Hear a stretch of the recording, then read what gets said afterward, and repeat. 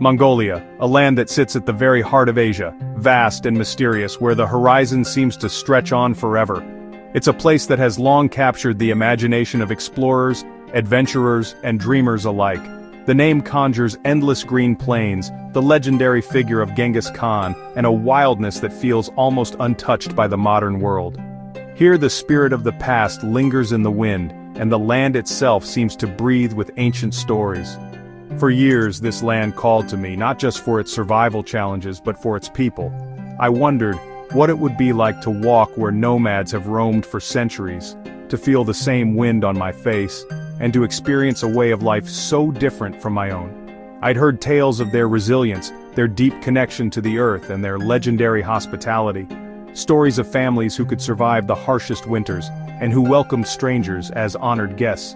But stories only go so far. To truly understand a place, you must go there yourself. You must feel the crunch of the grass beneath your boots, and see the world through the eyes of those who call it home. My journey began in the heart of the Mongolian steppe, a rolling sea of grass stretching to every horizon. The sheer scale of it was humbling, a reminder of how small we are in the face of nature's grandeur. No roads, no fences, just wind, the cry of an eagle, and a distant jur. The silence was profound, broken only by the sounds of nature and the occasional call of livestock. Here, I would step into a culture thousands of years old, governed by traditions I couldn't yet comprehend. Every gesture, every ritual held meaning shaped by generations of survival and respect for the land. The invitation was simple. A family wished to welcome me into their home. In this vast emptiness, a single open door meant everything. In Mongolia, hospitality is a sacred duty, not just a courtesy. To offer food, warmth, and shelter to a traveler is a matter of honor, a tradition passed down through countless generations. As I approached the jur, the scent of burning dung, raw and earthy, spoke of survival. It was a reminder that here, every resource is precious, and nothing is wasted. I took a deep breath, ready for whatever lay inside. My heart pounded with anticipation, knowing I was about to cross a threshold into a world both foreign and fascinating. The most important survival tool, respect. In a place where the environment is harsh, respect for people and customs is as vital as any physical skill. When you're a guest, you play by their rules. You watch, you listen, and you learn, letting go of your own expectations to embrace theirs. You enter with an open mind and heart, ready to accept whatever is offered and to give in return your gratitude and curiosity. The world is full of incredible traditions, each with a story and a reason. In Mongolia, every custom is a thread in the fabric of survival and community. I was ready to listen, to observe, and to learn from those who have mastered the art of living in harmony with this land. My adventure was about to begin, and with it, a journey into the unknown, one that would challenge everything I thought I knew about survival, culture, and connection. The jur looked small outside, but inside, it was another universe. Warm milk, aged cheese, and the aroma of the central stove. Sunlight streamed from the tonneau, illuminating vibrant colors and intricately carved furniture. My hosts greeted me with genuine smiles. The patriarch gestured for me to sit, his wife prepared tea. No shared language, but their warmth was unmistakable. I was seated in the place of honor, opposite the door, a sign of respect.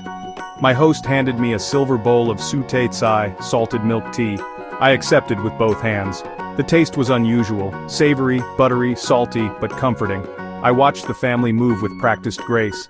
Every object had its place. Life here was stripped to essentials, yet felt richer than much of the modern world. The initial moments were quiet observation, a mutual sizing up. I thought I was prepared for the hospitality rituals, but nothing could prepare me for what came next. After tea, the atmosphere shifted. The laughter and casual conversation faded, replaced by a sense of anticipation that seemed to fill the air. I could feel the weight of tradition settling around us, as if the walls of the jur themselves were holding their breath. The patriarch nodded to his wife, a silent signal understood by all. She disappeared briefly, then returned with a large metal platter, her movements careful and deliberate, as if she were carrying something sacred. On it, a whole sheep's head, steamed and presented with reverence. Its features were unmistakable, the eyes closed as if in peaceful slumber, the skin glistening from hours of careful preparation. This was the uts, the centerpiece of Mongolian feasts, a symbol of abundance and respect for the animal that had provided for the family. The head, complete with eyes and teeth, was placed before me, the guest of honor. All eyes turned to me, and I felt the gravity of the moment. In my world, food comes sanitized, trimmed, and packaged, its origins hidden behind plastic and labels. Here, it was raw and real, a direct connection to the land and the life that sustained us. This was a test, not of my stomach, but of my respect. It was a challenge to my willingness to step outside my comfort zone and honor their customs. The patriarch handed me a knife, its handle worn smooth by generations of hands. I was to make the first cut, carve a piece from the cheek, and offer it to him, a gesture of humility and gratitude. Then, carve a piece for myself, accepting the gift and the responsibility that came with it. The platter would be shared by all, each person taking their turn, reinforcing the bonds of family and community. This ritual was about community, sharing, and mutual respect. It was a reminder that every meal is a celebration of togetherness, and every guest is a bridge between worlds. The entire animal is used, nothing is wasted. Every cut, every morsel, is valued, reflecting a deep respect for nature and the cycle of life. Elders are served first, then the children, and finally the rest of the family. This order is a sign of respect, a way of honoring wisdom and innocence before all else. I took the knife, aware of every eye on me. The room was silent, the only sound my own heartbeat echoing in my ears. I could have recoiled, but that would insult their culture and generosity.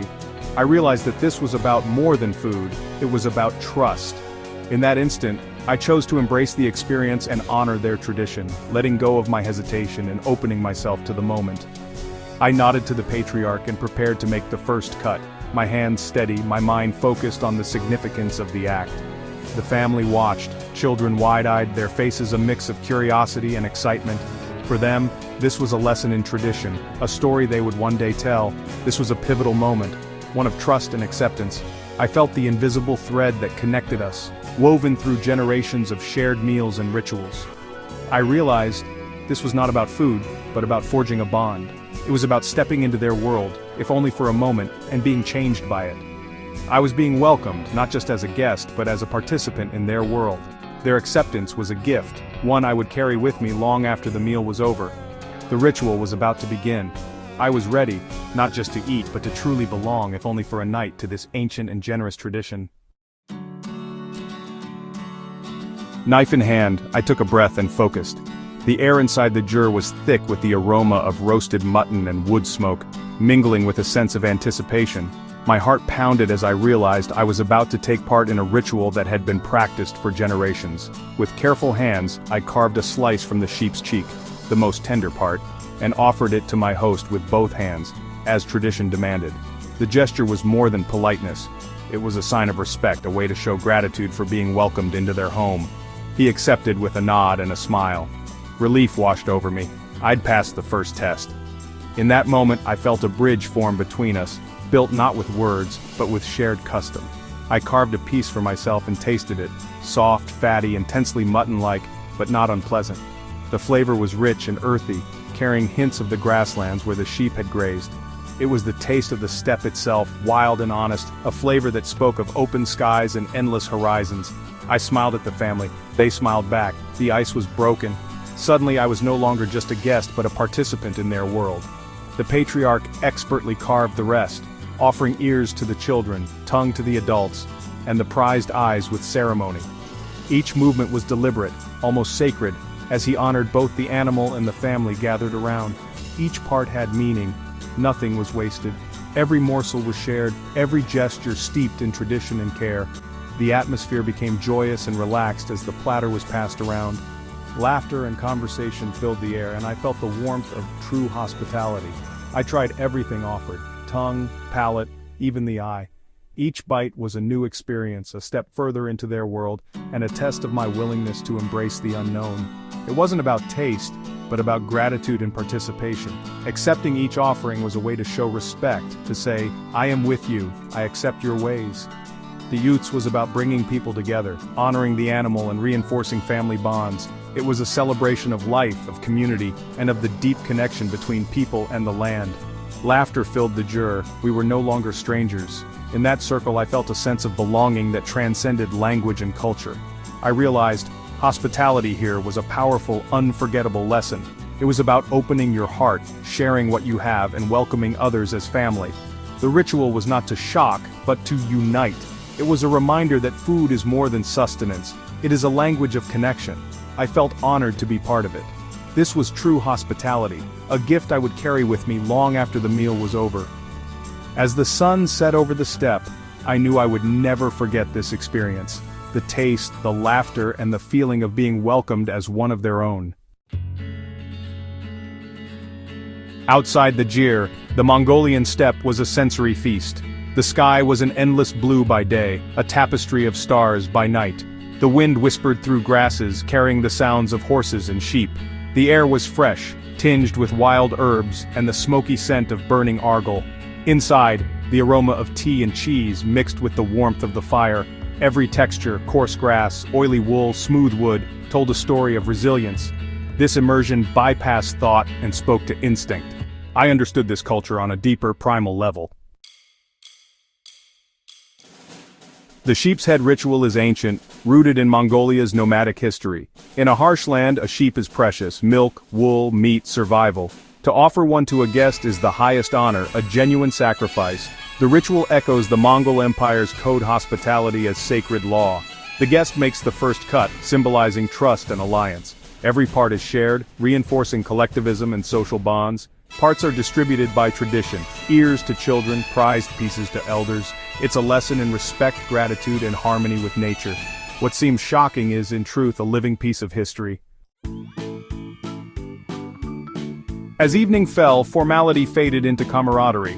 The patriarch played the Maureen Cour, its haunting notes filling the ger. The children, now curious, laughed as I showed them my camera. Cultural differences melted away. We connected as people. Later they offered me arag, fermented mare's milk. I drank, embracing their culture. Passing the bowl, we shared trust and community. I felt accepted, not just as a guest, but as a friend. Their generosity was humbling. My initial shock transformed into deep respect. The sheep's head was more than a meal. It was a cultural statement. In the West, hospitality is often transactional. Here, it's a sacred duty. In this harsh land, today's host may be tomorrow's guest. The ritual challenged my biases, teaching me to see through another's eyes. True understanding begins with openness and humility. This family, living simply, gave me their best without hesitation. Their generosity redefined wealth, not possessions but community and connection. The Hoots celebrates life, honors the animal, and bridges cultures. I left with a full heart and a new understanding of resilience and generosity. The greatest souvenirs are the lessons and connections you bring home. My time on the Mongolian steppe left an indelible mark. I travel not just for adventure, but for understanding. The world is vast, filled with traditions that challenge and enrich us. Growth comes from stepping outside our comfort zones. Imagine yourself in that jur, facing the unknown. The world is full of sheep's head moments, opportunities to learn and connect. Respect is the key that unlocks hearts and homes. The magic of travel lies in authentic human connection. So step out with curiosity and an open mind. The world is waiting, stranger and more beautiful than you imagine. It might just change your life.